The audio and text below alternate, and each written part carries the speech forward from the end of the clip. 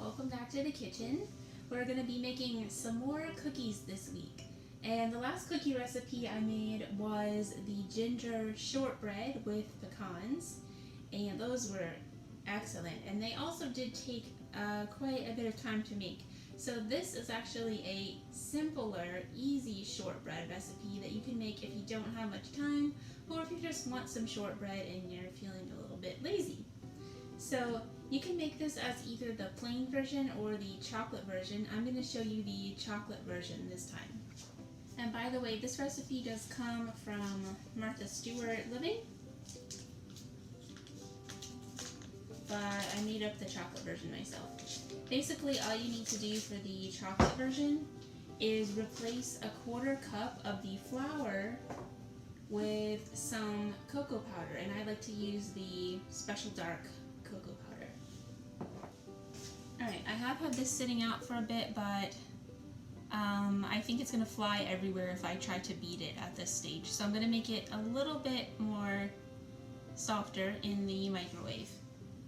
And I'm just going to do 1 minute on 30% power. Alright, now our first step, even before we need the butter, is to mix our dry ingredients, which in this case is really easy. This recipe actually only has 5 ingredients, 6 if you're doing the chocolate version. So our dry ingredients are just the flour and some salt. We need 2 cups of flour. Okay, that's just right. I'm just going to level off my flour with my knife here. And I'm going to do it down inside the bag though, so I don't make a mess.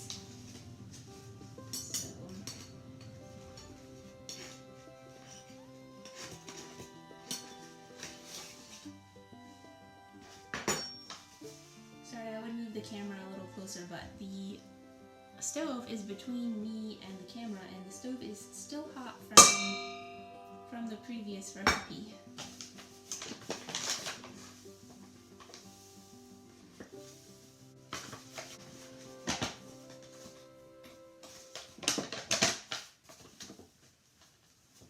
Okay, you might notice I'm running a little short on flour, but I do have a trick for when you're running short of flour.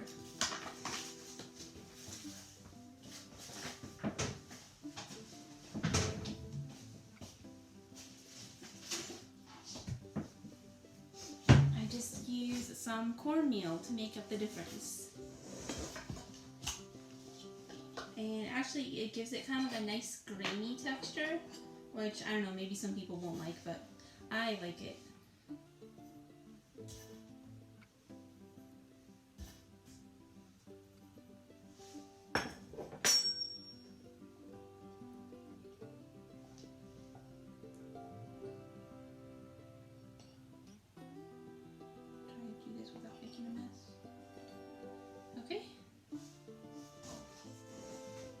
And the salt, we need a 3/4 teaspoon of coarse salt. So for my coarse salt, I'm going to use my favorite Himalayan pink salt. And I'm going to use my 1 teaspoon and just fill it 3/4 full. But first I need to grind this into this so that I can then scoop it with this.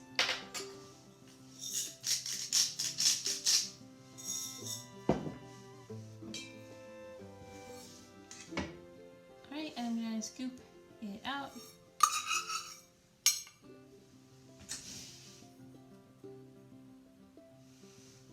Alright, I would say that's about 3/4 full. And I have some extra to use for something else.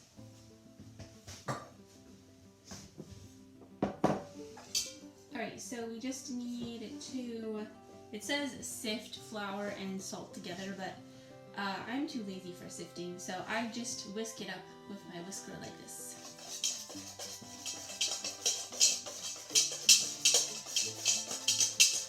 Sifting makes your flour more fluffy and lightweight because it puts more air into it when you sift it. And actually whisking it up with the whisk is kind of a good substitute for that. So if you're really being particular, you might want to sift it, but if you're not too particular, this is a really good substitute.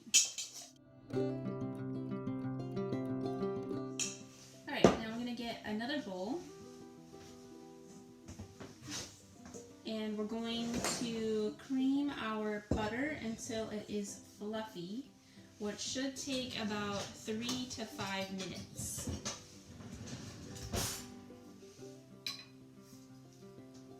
And I'm going to use the electric mixer for that.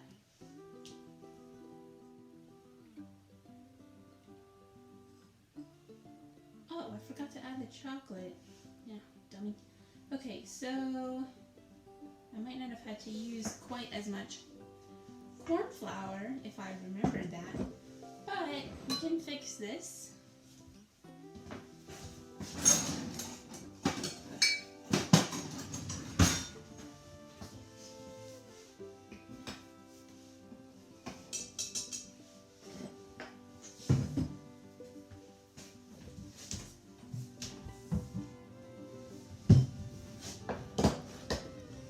I'm just going to take out a 1/4 cup of my flour cornstarch mixture.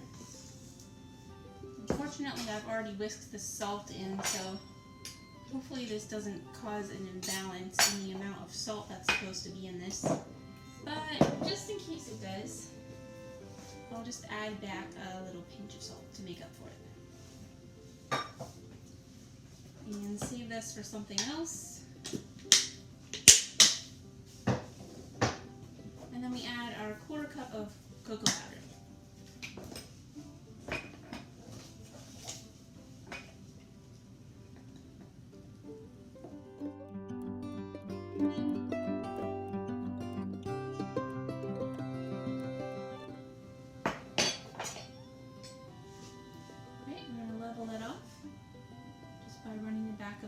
Across it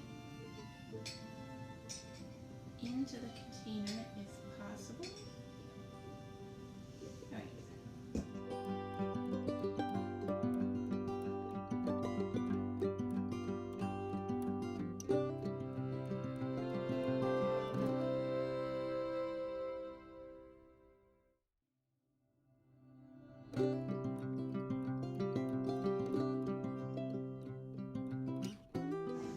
Alright, now we can cream our butter.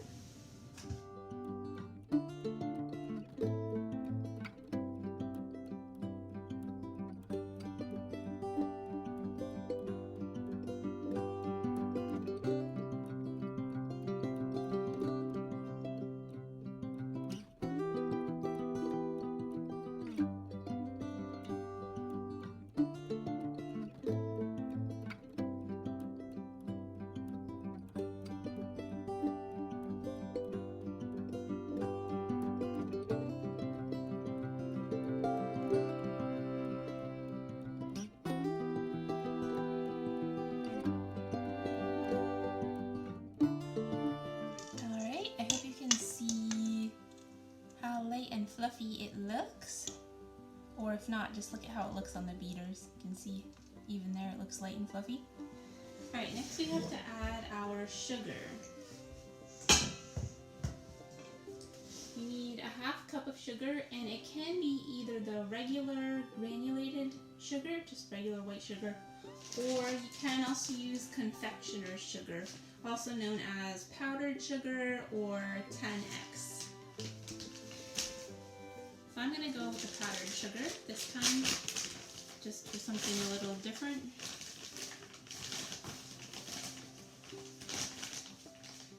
And I'm going to level off with the back of the knife.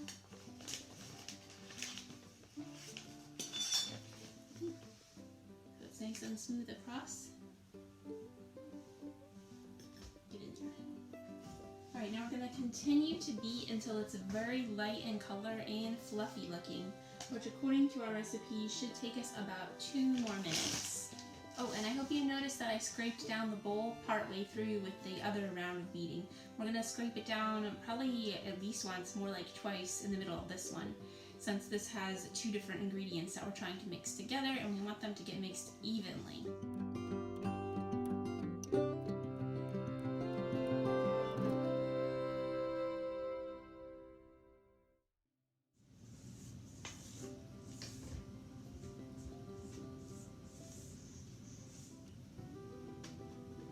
Scrape off even the spatula, because the goal is we don't want any unmixed ingredients getting stuck up the sides of the bowl or on the spatula itself. We want them all to be mixed evenly.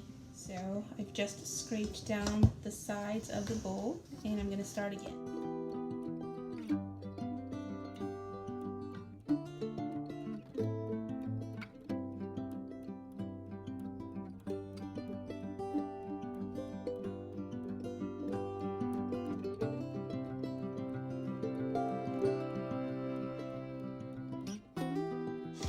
This is actually getting much thicker and fluffier looking with the powdered sugar than it was last time I made this. I used the granulated regular sugar, so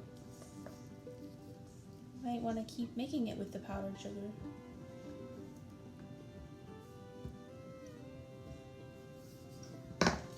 Oops.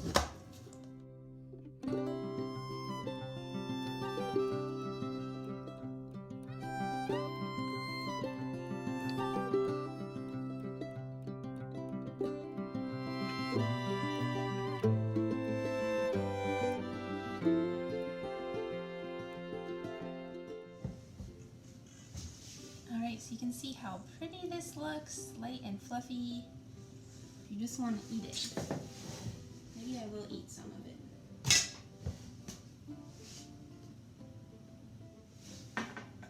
Okay, now our next step is we're going to add our vanilla, which we need 1 teaspoon. I'm actually going to be using almond extract instead of vanilla extract today. And then after that, we can add in our flour mixture and blend it together. Alright, now unfortunately I lost part of my footage, so I had to make another batch of shortbread on a different day, hence the fact that I'm wearing different clothes for this part of the video. But I guess it's not such a terrible tragedy to have to make and eat a second batch of shortbread.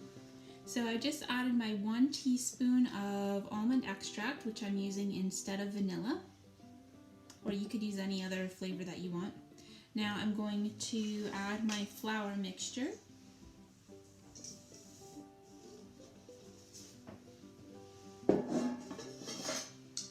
Alright, now we have to beat this on low speed until it's just combined, meaning they don't want us to overbeat it.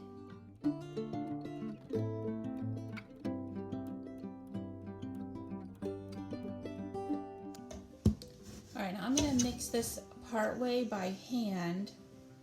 I usually like to do that, but I forgot this time.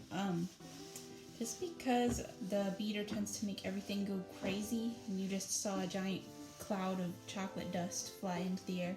So I'm going to mix it partly by hand until this dust gets a little bit incorporated, and then I'll do the rest with the mixer.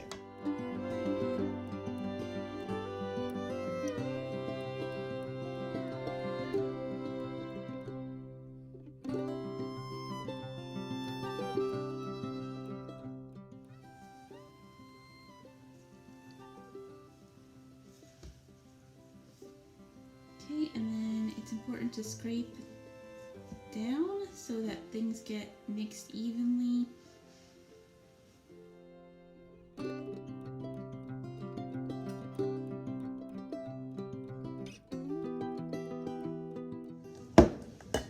Alright, so our dough is all incorporated here.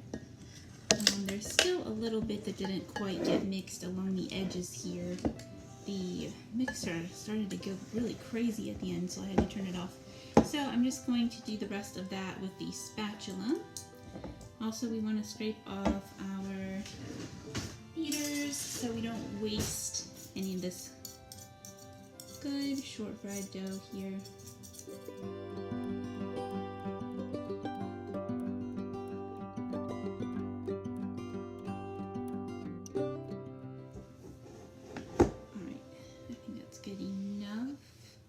Next, we need to grease our baking dish here. You can do that with cooking spray or butter. My favorite method is the olive oil method. I just put a little olive oil in the bottom of the dish and then just spread it around. And that's just to keep the shortbread from sticking into the pan.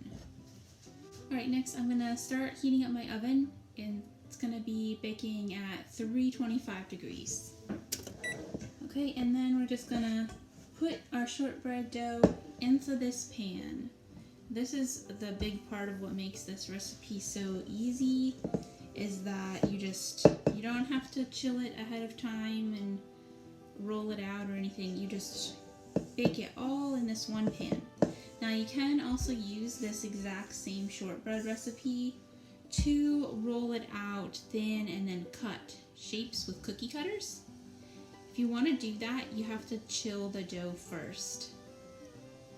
And I can put some instructions on that in the description.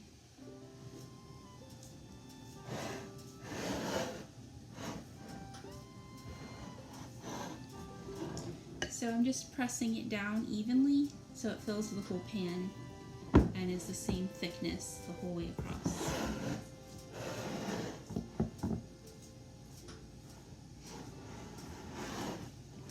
And that sound you can hear in the background is the oven heating up. Oh my goodness, this is sticking.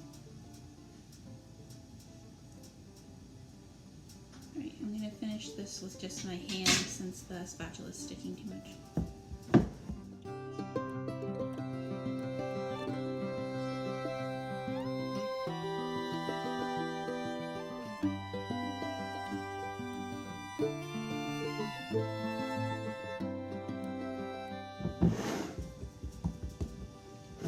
Alright, that's pretty even. Alright, so I have it all pressed evenly into the pan. I'm going to bake this at 325 for 50 minutes. And the next part of the video you'll see was recorded previously, so you'll magically see the shortbread be finished. Oh, and I forgot to mention that I do like to put the shortbread in on the top rack, just because it is less likely that it's going to get burned on the bottom if you put it up higher. Alright, it's the next day and I have the finished shortbread to show you. As you can see, it has been enjoyed. And I'm going to show you how I usually cut this and serve it. To do long, thin strips like this, and then I'll cut each strip on a diagonal into shorter strips, just because I think it looks pretty that way. So, oops, that one broke. And then just set them out on the serving dish that I'm going to use. One thing about using the corn flour, like I did in this recipe, it does make it a little bit more crumbly, but it tastes really good. Okay, so that is how I would serve the shortbread. Alright, thanks for joining me in the kitchen. I hope you had a good time seeing the shortbread recipe. If you do decide to make this, let me know, and let me know if there's any special changes or additions that you like to make to your favorite recipe. Alright, have a good week, and we'll see you again next time. Bye!